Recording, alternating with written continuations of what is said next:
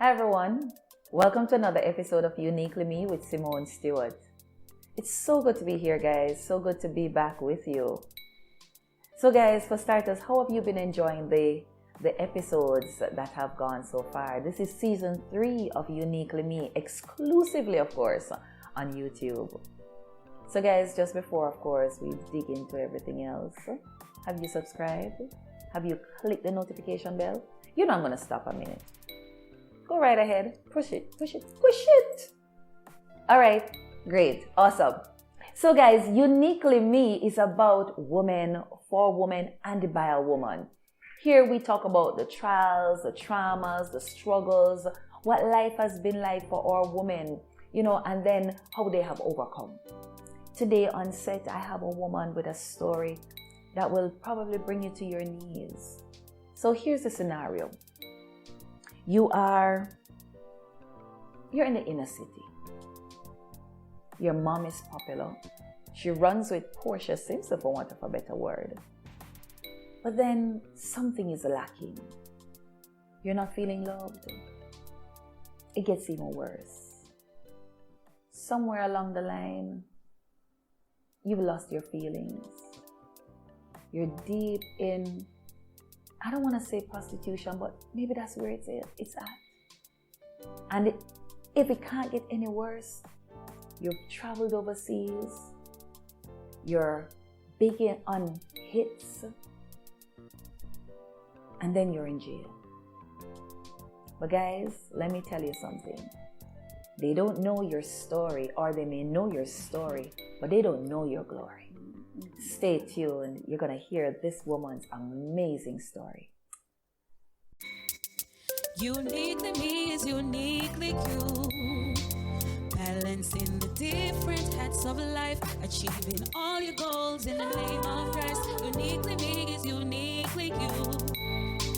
You can do anything.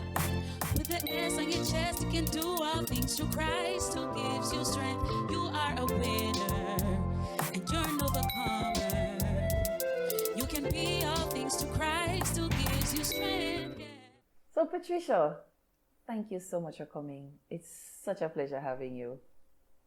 Thank you for having me. So Patricia, like I told you in talking with you prior to coming on set, somehow I feel like there's a kindred spirit. I don't know how to explain it, but there is something sweet about you. I remember when I called, I got your daughter. But of course I started talking to her thinking it was you. And she said, no, hold on, wait for mommy. And then when you came and I said, no, this sounds like the doctor now. And I was really wondering, who is playing tricks on me? No. But having, you walk into the room and listening to you, there's a sweet spirit about you. Mm-hmm. So my darling, many persons know you as Admiral Bailey's wife. Yes. But we don't want to get there first. I want to keep them in suspense. Yes. I purposely didn't say that in the introduction. Because I want us to get to know you. Okay. You are Admiral Bailey's wife, yes. But the truth about it is that there is you. Yes. There is the woman, and that's what Uniquely Me is about, the woman behind it and how she balances the many hats. So you have had to balance many hats, but I usually like to start from the grassroots. Growing up, where are you from and what was life like growing up? Okay, born, bred, raised in the inner city, called Payne Avenue. Yeah. Most persons call it Payneland. Mm-hmm. And trust me, the word pain is indeed through for me. I felt all that pain. So it was, my mom was loving. Yeah. Up until she met a certain man. Mm-hmm. And then it became hell for me. Yeah. Because mommy always traveled. Mm-hmm. She traveled a lot.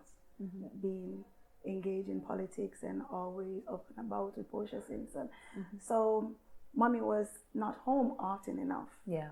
And then I don't know what happened, what he thought, that it was okay because mommy was not home so often. He thought it was okay for him to get comfort. Mm-hmm. But I don't understand how a grown person would think to get comfort from a child. Yeah. Because the minute you look at a child, no breast, none, you know that that's totally off key Where does the nature come from? Where you find that to think that it is okay to want a relationship with a child? Yeah. But then I always God always stood with me. Yeah. Like during all those times where he would like come at me and touch me inappropriate and stuff. But as I said, God never left. But I did not knew that God exists even though he never left. If you understand what I'm saying. And that's what I wanted to ask you, if you used to go Sunday school and those kind of things. Yes, I used to go Sunday school. My Sunday school teacher was Sister Karen, beautiful lady, beautiful soul. She wouldn't give up. Even when the wars and everything, she would journey just to come on a Sunday to like make the children come out. And for me, that was a safe haven. Yeah. For me, that was a comforting place. But then for me, that knowing now that it was like God has kept me on that journey, because the saying says you train up a child in the way that they should grow. Because if I wasn't getting that training, now I wouldn't be this rooted. I wouldn't be this grounded. And I wouldn't think that it is okay to be open, because I was groomed that way to be open about God and to be proud that God is. Yes. You understand? But Sister Karen, I love that lady. Someday I wish I could ever see her again, if I'll ever remember her. You know, I'm grateful for that, because sometimes what I found, I'm from Flankers in Montego Bay. Okay. So I know about the inner city, and I know the we call it the roughness. But somehow there's something about Sunday school, something about with Sunday school teachers that's there. But let's go back to your story. So you're there. Were there other siblings? Yes, I've got my two brothers living with me and my sister. My sister, we never get on a lot, because for her, she thought I was mommy's apple of her eye. And so I get everything and she gets nothing. But then when I look back and I'm trying to say to her, she's dead, she's gone.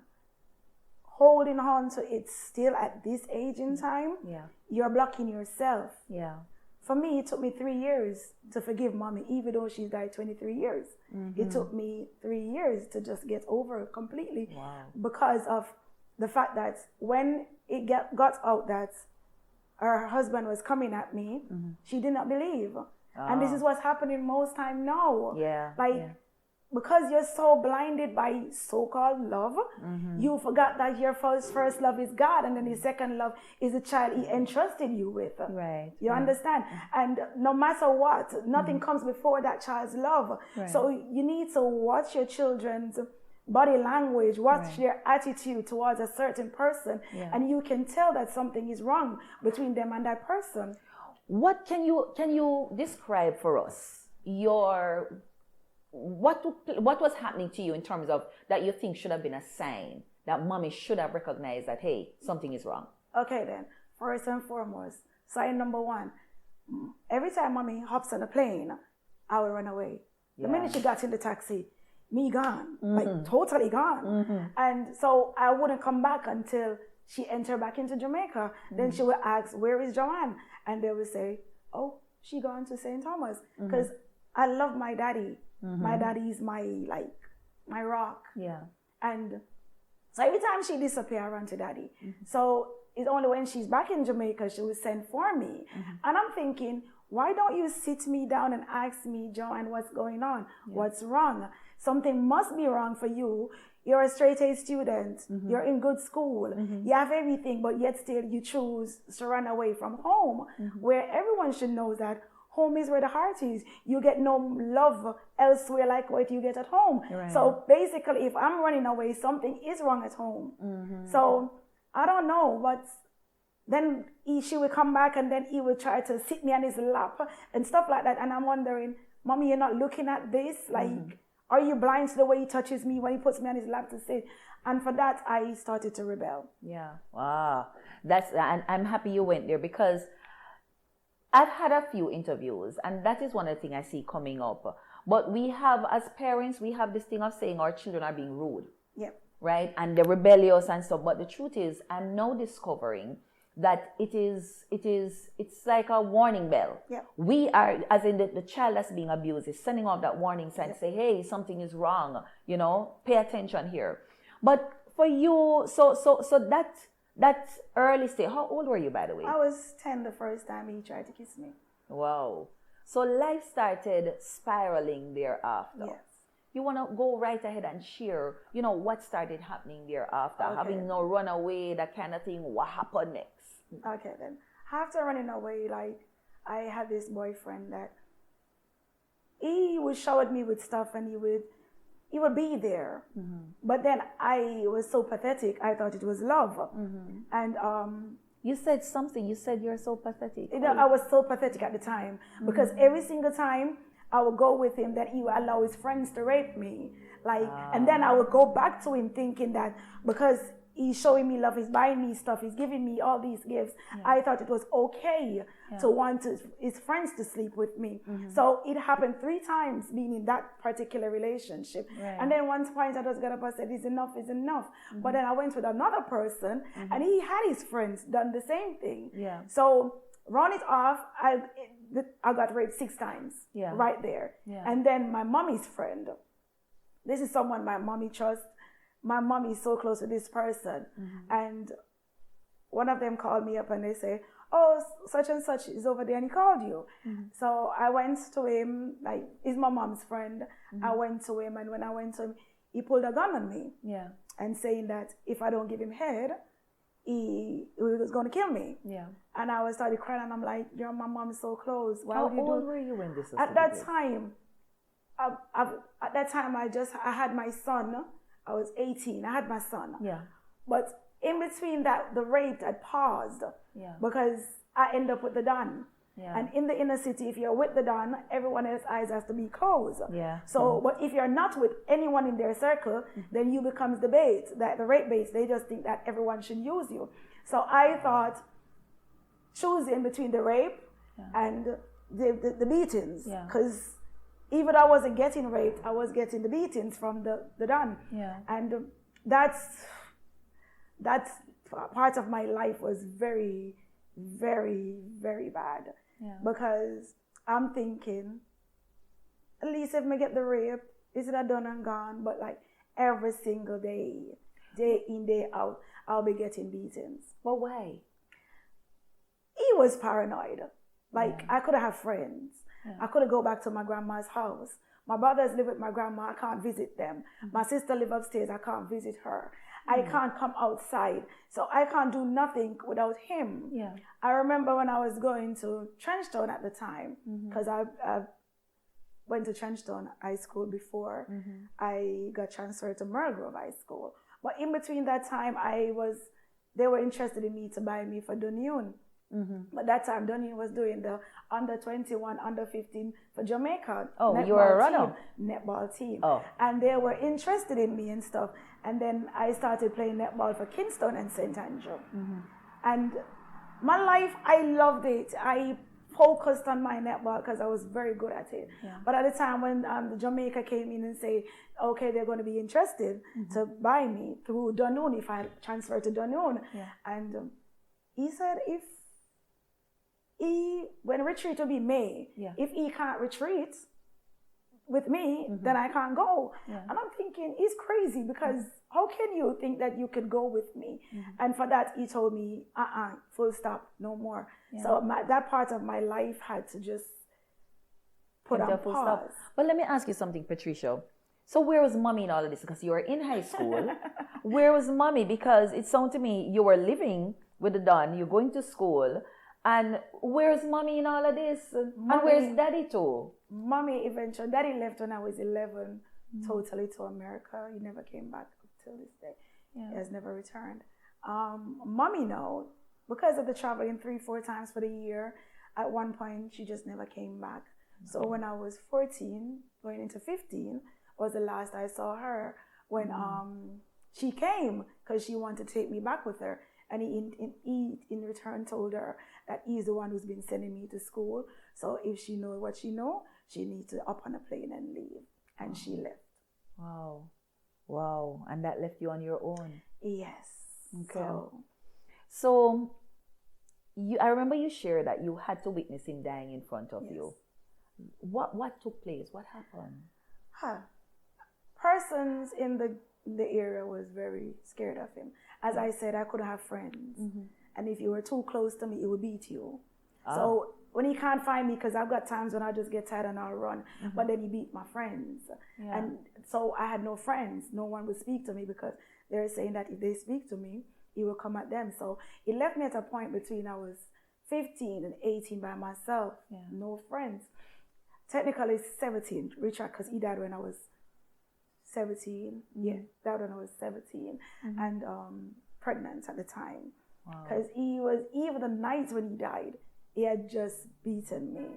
I remember at one point in my life when he pulled a block, you know, the blocks that you use to build a house, and I was pregnant, and he dropped it on me.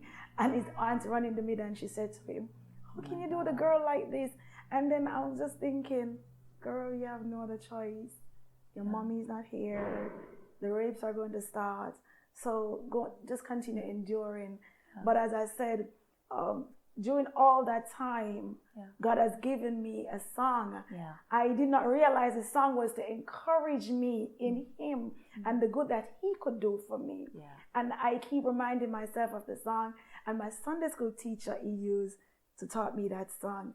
And I keep singing that song. So the night that he was going to die, I was sitting on the wall with my friends.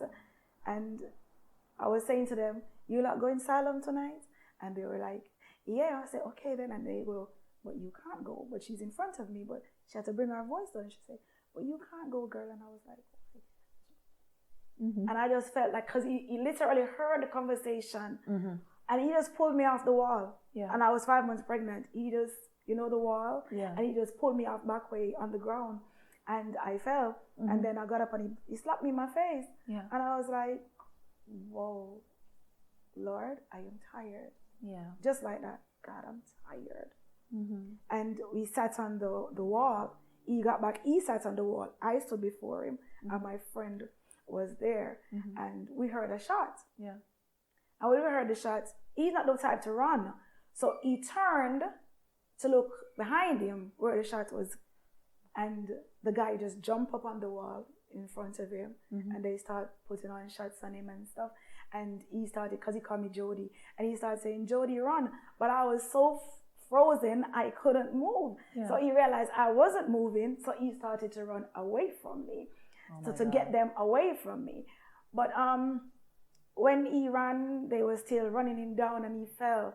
And like, they ran back past me. They didn't even look at me. They just run all the way past me. And I was like, in the ghetto, they don't leave witnesses. So I know that was God. I know that it had to be God. Because at the end of the day, I cannot die because I am purpose. You understand? And they ran by me. And by the time I ran to where he was, I fainted. So I don't know when they took him up, where did he go, or anything like that. I want to move to the next phase, but the song that the Lord gave you, what was that song? In all of your life, somebody told you, you'll never come out to be nothing. But somewhere down the line, you begin to believe. So you started to act just like nothing. You took the easy way. But look where you are today. God can make something wonderful out of me. My God. Hey! Jesus. And that song kept me. Oh God, he said, just ask the Hebrew boys about the fire furnace. The power of God surely set them free. I'm introducing that so early because I want our viewers to see that God doesn't just pick something up out of a hat, you know, to just, he what you call it, he plants a seed. As a matter of fact, his word says that from we were in our mother's womb, he knew us, right? Bless your name, Lord. So, Patricia, that phase is over. Your son is born. What next? What did you do next? Because mommy not around, daddy not around, who seemingly was taking care of you had left. But just before we do that, ladies and gentlemen, viewers, subscribers, If you are just tuning in, this is Uniquely Me with Simone Stewart, and you would have heard so far Patricia Robertson-Bailey share her story. I bet you never knew so much about her. But let me tell you something. You know, some persons know our story, or some persons see our glory, but they don't know our story. And so here's a woman sharing just that. My God, listening to her, looking at her, you're like, who are we talking about? But stay tuned. We're continuing with the story. So we're on to the second phase. Yeah, second phase. Mm-hmm. I think second phase created a monster. Yeah. A monster was birthed. A monster was born. Yeah. I became a monster within myself. Yeah. Because of all the rapes and abuse, no mother to love me, no baby father to love me. Yeah. I gave my son to his side of the family when he was 5 months. Yeah. And I took it to the streets. Yeah. I was between dons and anybody were rich. Once you're rich, I target you. Yeah. I come at you. And you have to spend. And when I say spend, I mean on my family, on my friends. Yeah. And I thought I was doing something good, not knowing that that person that it started eating me up inside because I wanted no one. Yeah. I will sleep with you now, and I'll wake up in the morning and I'll walk past you on the street. And person will say, seriously, girl? And I'm like, we did not establish a relationship. Yeah. I wanted your money, you wanted sex. And that was that. Yeah. It is over. Yeah. But I became that person that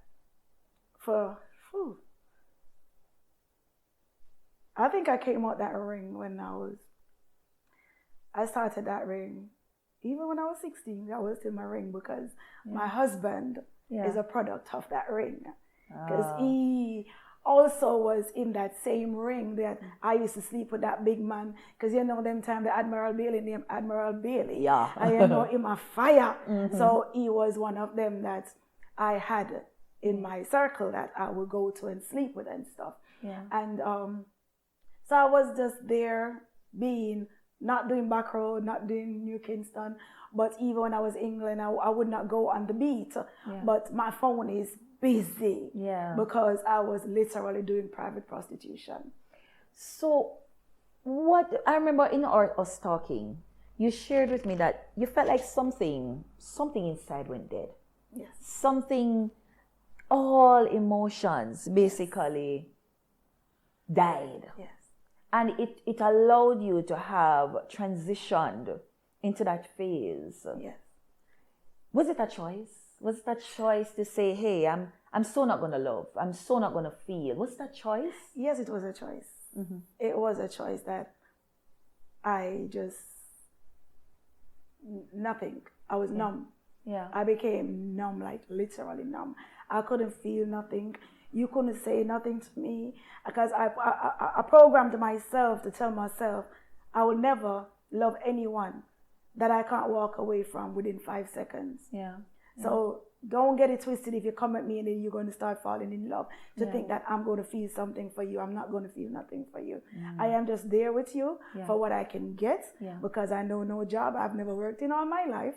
So I'm just using you for me. Survive. For me. Yeah. So you made it to England. Yes. How did you get to England, girl? Oh God, that season of my life, I was really, really wayward. Like police wanted me because I'm always with the Dons. Yeah. So if they find me, they can find them. Then gunman wants me because I'm with the enemy. So it gotten so bad that my friend, she came to Jamaica for one of my friend. Our circle was 3, and she came for my friend. But then she told my friend spoke to her and said, I'm good, but Joanne is not because she's wanted by so many different persons. So I think you should take her instead. Yeah. But that thing, it was like, what she did, I thought she came for her innocently. Yeah. But then when she got transferred to me, she thought to use me as a mule. And she gave me her stuff and everything to take with me and stuff like that. And I didn't. I thought about like I have to do my job, and I know that whatever they want to push up inside of me is bigger than the man them. Yeah. So I need to maintain my little something so I can get the man them money, because no one is going to pay for something that they can't feel no gravity of. Yeah. So I left it. I did not took it. And when I reached over there, I had lined up different persons to come for me, because she lined up a set of man to come for me, but I was ahead of her in lining up other persons to come for me. So I'm in England now. Yeah. Yeah. So you're in England. Yes. You're a hit girl. Yes. You're continuing the lifestyle and stuff, but you ended up in prison. Yes. How did you get to prison? Okay then. Because you're a bad girl. Police can't hold you. Because if you could have eluded this woman who thought she had it all made to transport you overseas to do her biddings and you out with her. Yes. How is it that you allowed the police to catch you? It's so funny, because when I got caught, it was undercover police. It totally had nothing to do with me. I was in the wrong place at the wrong time. I was never innocent though. Yeah. Mind you, I was never innocent. Yeah. I was in the circle. But at that point, I was going out with a Muslim who taught me better. He said to me that you don't have to be on the line. Yeah. You can be the person who supplied the line. So I was pulled from the line and started supplying them. But that particular day, he got arrested the 8th of November. And I was sending money back to him to help him look after him here in Jamaica. And so he was here while you're over there. He ended up got deported. Because they held him the 8th of November. It was a quick deportation for him, because they have him as a menace. So he got removed on the basis of being a menace, because he's Muslim and all. And that particular day when I got arrested, I wasn't doing nothing. Yeah. I went to meet up with my friend, because we put partner, our savings. Yeah. So I went that morning to pay my savings to her, not knowing that they were under surveillance out there on the line. And was talking to, she didn't came around the corner yet, but I was standing there. But again, I wasn't innocent, because once you're touching the line, you walk with something. Yeah. Because they would know you and know that, hey, I can get high from her. And the guy, tall, sharp, thin guy, I can't forget him. He just walked up in front of me, plain clothes and stuff.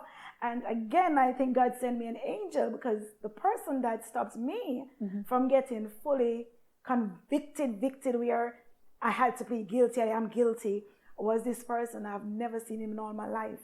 Big eyes, short, light skin.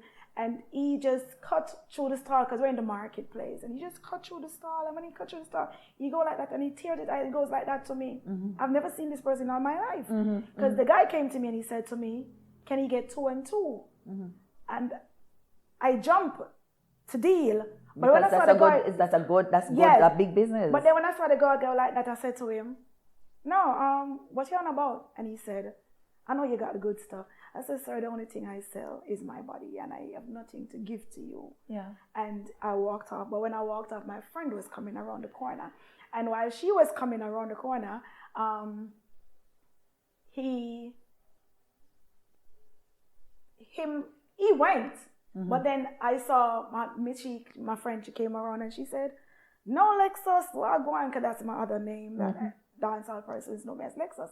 And she said, no, Lexus, long time don't see. And I'm like, no, because she's been out from prison. Yeah. She said, long time don't see, girl, I hear you hitting the street. And I'm like, no, girl, you know me, don't want the people there, man. But my job has to continue. And then my friend, the guy came around and he approached her. She had her stuff on her in her hand. And she looked at me and I said, I'm not involved in this. And I walked, but she gave him the stuff. But she was there, I was here. The guy that owned the stall was behind us. And she said, my friend said to her, I not like how him look. And I said, he approached me and I didn't. And she said, him lucky. So she passed the money to me and asked me to get it swapped. Because their money. Once it's a sting, the money is set. So I gave him the money and I passed the money to her. By this, I saw a woman and a guy coming around, nice, that waistband that's coming back in around her waist. And she was going down in, but I was looking at her, but she's not taking nothing out the bag. And I was like, And my friend said to me, I don't like this look. This lady looked like police. And by the time she said that, the lady hit me from back way, and I fell on the floor. Wow. Yeah, I fell on the floor, and they approached her, and she dropped her packets at my feet. But again, God kept me. Yeah. We were on surveillance. The surveillance camera showed it when she was dropping the work. And the police said to her, no, pick it up, it's yours, it's not hers. So you know something that listening to you so far, Patricia, is the whole matter that you're in the streets, yes, but you have to be fighting to stay alive. Yes. Because there is, what you call it now, even though you are friends and everybody rolling together, when what we call, I don't want to say we're on when the shit hits the fan, or persons, everybody scatter. Yes. For want of a better word. So you're convicted. Yes. And so you're now in jail. Now we are going to wrap up section. It's episode 1, for want of a better word. We're gonna come back because we want to hear what happened and how did that now move into you coming back to Jamaica. Okay. How you got married to Admiral Bailey and the ministry. Because girl, I don't want to linger too much on this. This program is, we talk about, yes, the traumas and the struggles, but let me tell you something. I love the glory part. Amen. So we're going to talk about that when we come back. Guys, thank you so much for tuning in. Make sure you're subscribed and make sure you've clicked the notification bell, guys. You need to tell somebody about this program. I don't know. You need to go on Instagram, follow and share that link with somebody. Share the YouTube link as well with somebody. Part 2 is coming up next week with Patricia Robertson-Bailey. You don't want to miss it. Thank you.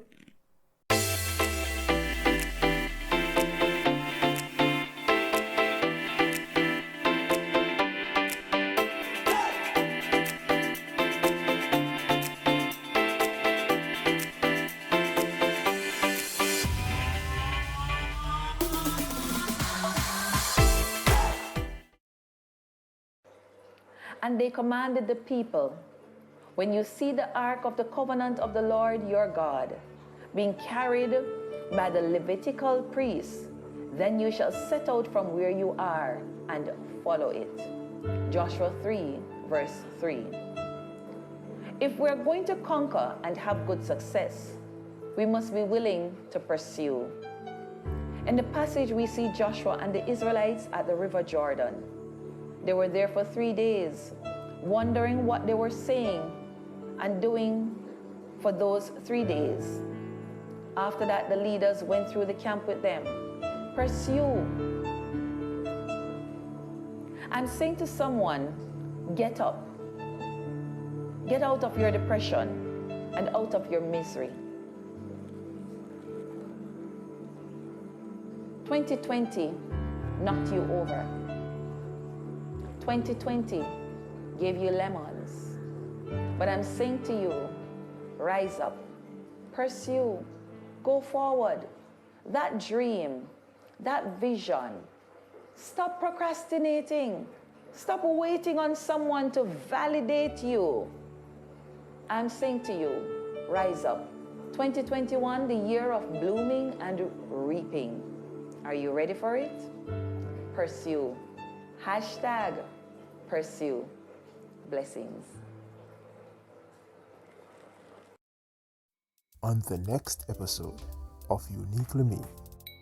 Everything, because I'm listening to you now, and I don't know if you see God playing his cards and putting them orderly in place. And so you are, how long were you convicted for? I was in prison for 3 years. Wow. So you're back. You're back. Did you continue the lifestyle when you got back? Because that's important to know. You know, did you learn your lesson then, or you decide to look here, I come back, my big and my butter?